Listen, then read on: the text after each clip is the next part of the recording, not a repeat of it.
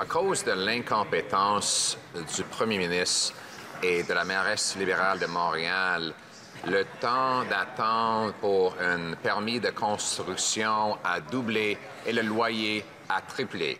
Pour M. Poilievre, en fait, j'ai tellement hâte d'entendre quelles sont ses idées, comment il souhaite contribuer de façon efficace, de façon proactive pour régler, entre autres, la crise du logement qui sévit partout au pays, puis sortir les gens de la rue, parce qu'il y en a beaucoup en ce moment là, qui vivent des situations d'itinérance. Bon, poursuivons la discussion avec nous. Ce soir, au bilan, vous reconnaissez le chef du Parti conservateur, Pierre Poilievre. Bonsoir, M. Poilievre. Merci d'être là. Bonsoir. Je vous pose la question, Merci. M. Poilievre, tout simplement. Pourquoi vous attaquez à Valérie Plante? Votre travail à vous, c'est de critiquer le gouvernement en face de vous, pas la mairesse de Montréal? En fait, c'est tous les maires et mairesses incompétents que je critique.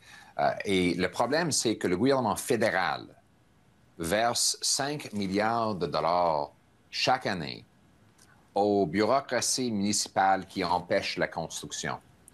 Vous voyez que le coût de loyer à Montréal a triplé depuis 9 ans de Justin Trudeau. Et le temps d'attente pour un permis de construction a doublé.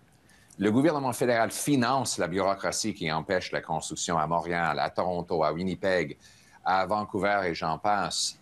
Et ce que je dis, c'est qu'il faut remplacer le système qui bâtit la bureaucratie avec un système qui bâtit le logement. Moi, je propose un nouveau projet de loi.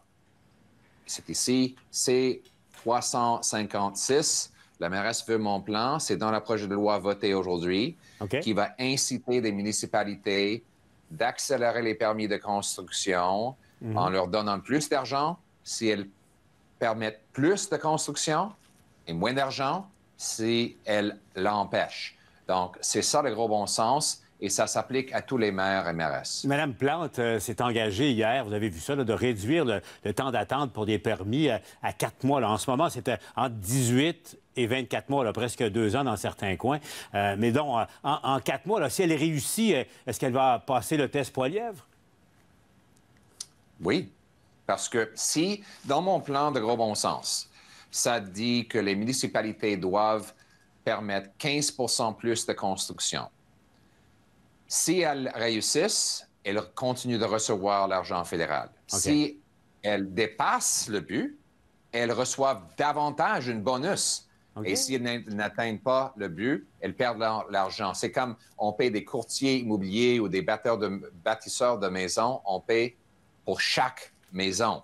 On devrait inciter la construction en donnant de l'argent aux municipalités en conséquence de leur approbation rapide et abordable de construction d'appartements et de maisons. C'est ça le plan de gros bon sens que je propose. Monsieur Poilievre, bon, la question de l'habitation, et je le comprends, de l'accélération des constructions, c'est une chose, mais de manière générale, et c'est vrai partout au pays, vous le savez, de Vancouver a des problèmes d'itinérance énormes. Il y en a un peu même à Ottawa, il y en a à Toronto, il y en a à Montréal et dans plusieurs localités du Québec. Parce que, bon, vous êtes bon pour critiquer, mais si vous prenez le pouvoir, qu'est-ce que vous feriez de différent, vous, pour régler ce problème-là qui s'étend là, au Canada en ce moment?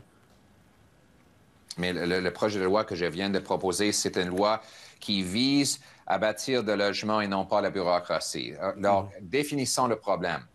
Le Canada a vu une augmentation plus rapide dans les coûts de logement que parmi tous les autres pays du G7. Le coût a doublé dans 9 ans. Pourquoi? On a le plus grand montant de terrain sur lequel on peut bâtir, mais on a le moins de logements par capita parmi tous les pays du G7. Pourquoi? Les pires attendent pour les permis de construction. Montréal, c'est mauvais. Vancouver, c'est encore pire.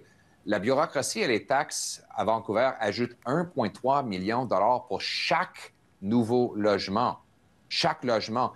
À Winnipeg, ils ont empêché 2000 logements à côté d'une station de transport en commun bâtie spécifiquement pour ces logements-là. À Toronto, la mairesse a bien d'augmenter aussi les frais pour la construction d'un autre 20 %. Donc, toutes les municipalités empêchent la construction. Ce que je dis, le fédéral verse énormément d'argent à ces municipalités-là. Ça devrait les inciter de se débarrasser, d'enlever la bureaucratie et les taxes pour bâtir plus de logements. Je vais aussi vendre 6 000 édifices et des milliers d'acres de terrains fédéraux pour bâtir des logements et je vais couper les taxes sur les bâtisseurs de logements. C'est comme ça qu'on va bâtir les logements.